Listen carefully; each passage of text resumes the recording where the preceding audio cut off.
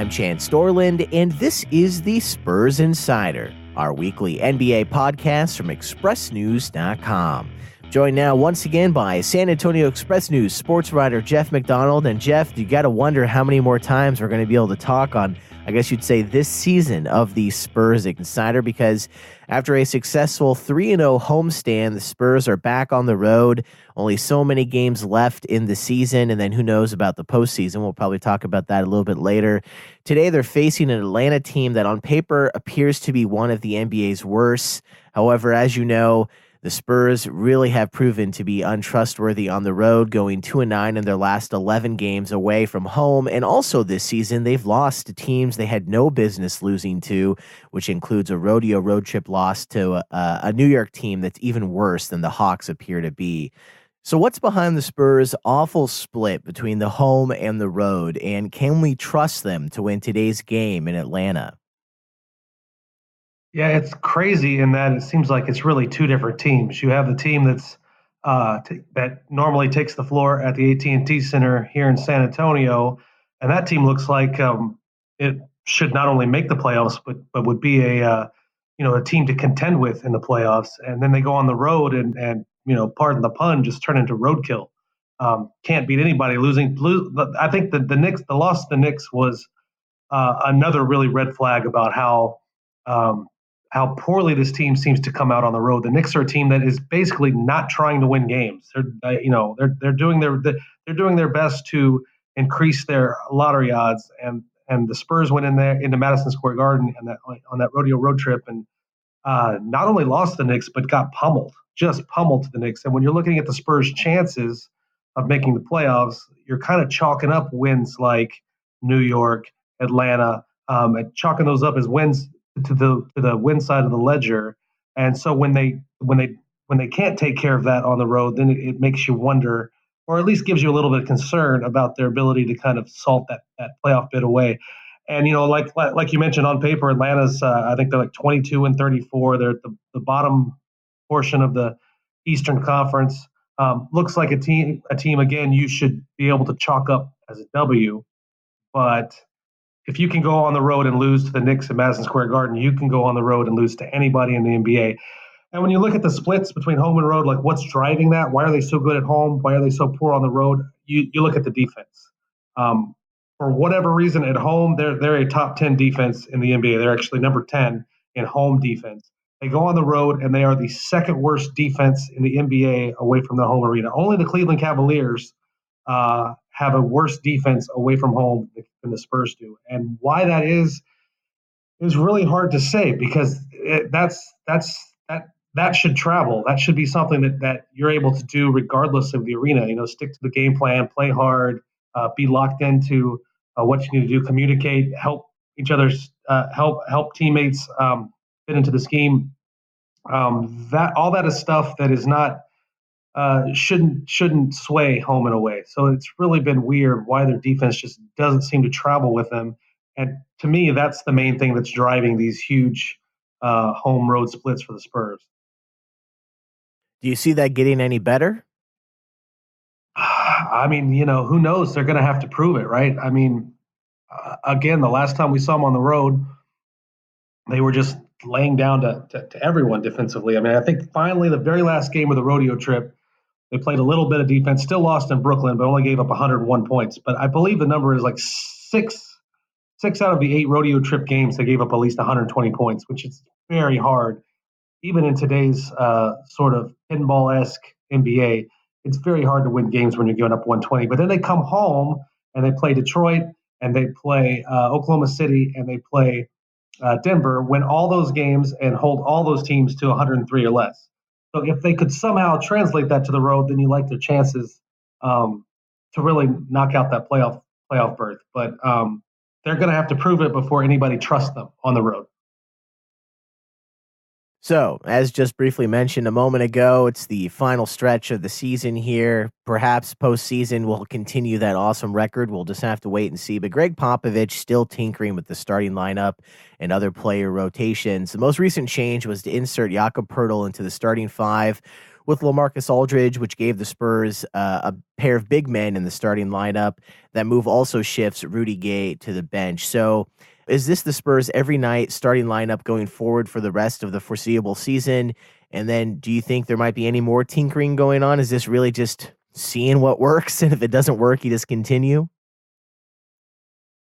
Yeah, the Spurs would like to play big, which is sort of a anomaly in today's NBA. You're seeing a lot of teams go smaller, and playing a smaller guy at that power forward spot, which is what the Spurs have done for a lot of the season, playing Rudy Gay there at that power forward spot, LaMarcus Aldridge at the center. It's really Rudy Gay is really in 5, 6, 7 years ago. Rudy Gay is a small forward. You kind of move him down to power forward. LaMarcus Aldridge was a power forward to move him to center. Just everything in the NBA is going smaller, but the Spurs would like to play with 2 7-footers if they could do that. And so that's why you see Pirtle in the lineup. And it kind of matched up with his homestand because they were playing Detroit, which kind of plays that way on the front line. They were playing Oklahoma City that plays that way, and they're playing Denver that plays that way. So it kind of matched up for the Spurs, and they were able to play the way they wanted. And I think this is the way Greg Popovich would like to keep it. With that said, there will be some matchups here or there where it's just going to be very hard to play 2 big men because there's going to be it's going to be difficult to guard the opposition. Like the Spurs don't play the Lakers anymore, but if you think back to when the Spurs played the Lakers the first couple of times, LeBron James was playing that power forward position, and it's hard to imagine the Spurs going big against a lineup like that because you'd have LaMarcus Aldridge guarding LeBron James, and that just doesn't seem like a fair fight. So it's going to be sort of matchup dependent, but I think if the Spurs have their druthers, it seems like they want to play Jakob Poeltl alongside LaMarcus Aldridge in the starting lineup. I think they feel like it makes their defense better. It makes their rebounding better. Jakob Poeltl is able to do a lot of the sort of dirty work things all around the basket. Protect the rim, get some offensive rebounds, set screens, and that sort of frees LaMarcus up to do more LaMarcus Aldridge type things. And then sort of the trickle down effect of that move is Rudy Gay is on the bench, which is pretty interesting because he's a starter level player in the NBA, no doubt. But the Spurs have sort of a history and almost pioneered this idea of basically assembling 2 separate units between your starters and your bench unit. And your bench unit needs a centerpiece. It needs a guy that you can go to and run through. And for the longest time for the Spurs, that was Manu Ginobili, who's probably going to go in the NBA Hall of Fame, but played more games off the bench in the NBA than starting. So Rudy Gay is sort of a latter day Manu Ginobili, as it were. He can go to the bench. He can sort of hunt his own offense off the bench instead of having to share shots with DeMar DeRozan and LaMarcus Aldridge. And it's kind of early. There's a small sample size, but I think the returns have been good with Rudy Gay coming off the bench as well. And then there are lineups as the game progresses where Rudy Gay sort of mixes in with that starting unit as the matchups sort of dictate. So there's a lot of moving parts, but I think, and the Spurs might take the floor at Atlanta tonight and completely blow this all out of the water. But I think the way they want to go is to have Jakob Poeltl be that starting center, LaMarcus Aldridge at the 4, and Rudy Gay coming off the bench. So speaking of Atlanta, the Spurs left San Antonio for that game, holding on to 8th place in the West. It appears the race for the final 2 spots going to come down to 3 teams, the Spurs, Clippers, and the Kings. Obviously, 3 is not 2. So who's not going to make those spots? That's really, it's going to be a really interesting battle. The Spurs basically, to make the playoffs, need to hold off one of those 2 teams, right? And right now, they're a couple games ahead of Sacramento. So it seems like maybe Sacramento's the odd team out. The really interesting case among those 3 are the Clippers, because the Clippers made some trades throughout in the last couple of years. And basically the upshot is if they make the playoffs, they lose their first-round draft pick next year. They have no first-round draft pick. It goes to Boston.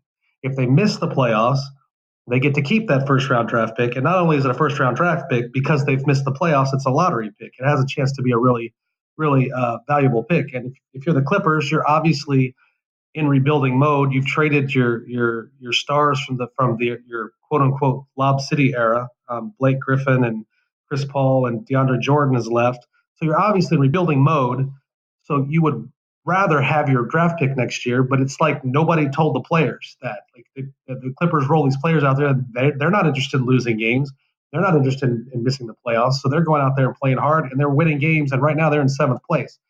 So if you look at it from the perspective of, the Clippers would really behoove themselves to finish ninth and not make the playoffs, you think maybe they're the odd team out, but they're not playing like a team that wants to be the odd team out. They're playing hard. So I'm thinking, if I have to handicap it right now, I'm thinking Spurs and Clippers get in, and Sacramento's the team in ninth. Even though I like a lot of the young talent on Sacramento, and they've certainly made a lot of strides this season after basically being a lottery team every season since 2006.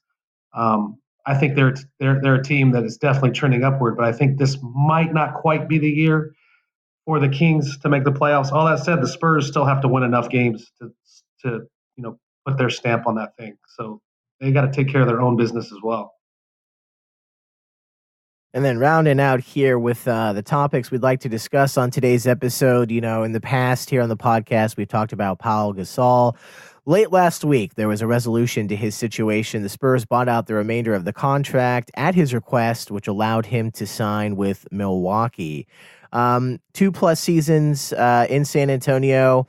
How are we going to look back on that? Obviously, it didn't work out the way he or probably the team wanted it to. And where does his departure leave the Spurs depth-wise as the playoffs approach? Obviously, this was something that Milwaukee wanted, and it wasn't really quite fitting into San Antonio, but now they don't have that player. Yeah, it's like when Pau Gasol came here, he was sort of the guy that not that was going to replace Tim Duncan, but take his spot on the roster and be that kind of guy on the floor, just kind of the veteran, big man, great passer, fits into the scheme. And he was all those things at the beginning of his Spurs tenure. It's just kind of two things were working against Pau. One was just father time. He got older, got to be 38 years old, and it's just a fact of life. You're not as good athletically at 38 as you were at 36 or 34 and that sort of thing. But the other thing is the game just sped up and kind of ran away from a player like Pau Gasol. As we mentioned earlier, you're going small a lot, and you're having to play small ball, and you're having to play fast, and it's a 3-point shooting game now. And again, Pau Gasol is a guy that's going to wind up in the Naismith Hall of Fame, but his game at his age doesn't quite fit in today's NBA. So those were two things that were happening at once to him. And he sort of just, and on top of all of that, he had a foot injury early in this season. And that just sort of, he went from being a bench player to just basically not even getting off the bench here with the Spurs. So what we'll remember him as a guy that, arrived with the best of intentions, both on his part and the Spurs, had some good moments, had a good first season and a half or so, but it just sort of didn't mesh like maybe it would have even 4 or 5 years ago. What we'll miss about him as reporters is just his presence in the locker room, just being always willing to talk, always a friendly face, funny, would like to talk about things that were not basketball related. It was always fun to ask Powell what he's reading now and let him give you book recommendations. So as reporters, selfishly, we're going to miss him. He was a Magic Johnson Award winner for the best media interview or the most accommodating media interview for a reason. He was really good to us. So I think just as human beings, we wish him well in Milwaukee. And as far as the Spurs on the floor now, it does leave them a little short of one big man. Like if every game goes to plan, you get by with LaMarcus Aldridge and Jakob Poeltl, and then playing Rudy Gay at that power forward spot, and that'd be sort of your front court rotation. But if you have anything go off script in a game, you have a guy get in foul trouble, you have a guy get injured. Jakob Poeltl is on the injury report for tonight's game against Atlanta with a hamstring issue. He may or may not play, and if that happens, you're kind of one big man short. You don't have anyone to fill that spot. I mean, the Spurs are using last night or a couple nights ago against Denver. In a pinch, they used Drew Eubanks for 4 or 5 minutes. Drew Eubanks is a rookie on a 2-way contract. It's mostly a G League player. So I think in a perfect world, you might want to fill that roster spot that Gasol left with some sort of veteran big man, but there really isn't anyone out there to my knowledge. So I think it is going to be something worth monitoring going forward, is how they handle that when there's foul trouble or injuries.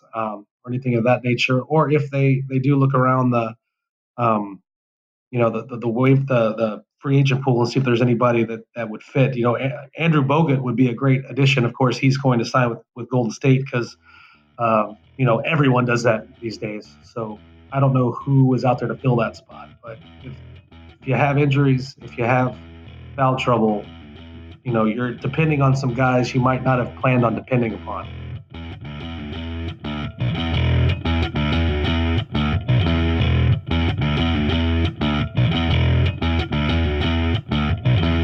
And thank you to San Antonio Express News sports writer Jeff McDonald for joining me for today's episode of the Spurs Insider, our weekly NBA podcast from ExpressNews.com.